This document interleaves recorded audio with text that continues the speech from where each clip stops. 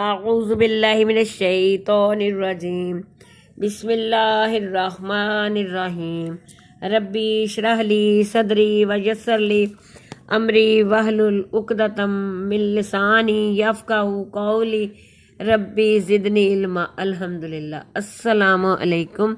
قرآن و سنت چینل میں خوش آمدید۔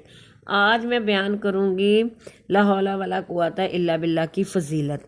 یہ نمبر 4 پر آ رہی ہے۔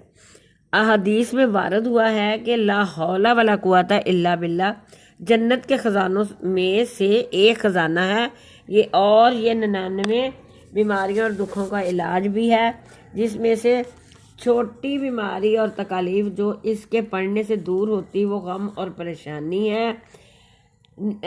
حضرت مکحول تابعی فرماتے ہیں کہ اس دعا کے پڑھنے سے 70 قسم کی تکلیف دور ہوتی ہے، جن میں سے سب سے چھوٹی تکلیف تنگ دستی اور فکر و فاقہ ہے۔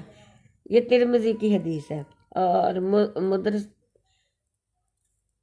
مستدرک حاکم کے الفاظ یہ ہے: لا حول ولا قوت الا باللہ ولا ملجا ولا منجا من اللہ الا الیہ۔ مستدرک حاکم۔ ترجمہ: کسی برائی اور نقصان سے بچانے اور کسی کو فائدہ پہنچانے کی طاقت نہیں سوائے اللہ کے حکم کے، اور اللہ کے علاوہ کوئی جائے پناہ نہیں ہے۔ ایک حدیث میں نبی صلی اللہ علیہ وسلم نے فرمایا: جس نے دن میں 100 مرتبہ لا حول ولا قوت الا باللہ کہا پڑھا تو وہ کبھی فکر و فاقہ اور مالی پریشانی میں مبتلا نہیں ہوگا۔ اللہ آپ کا حامی و ناصر ہو۔ اللہ حافظ۔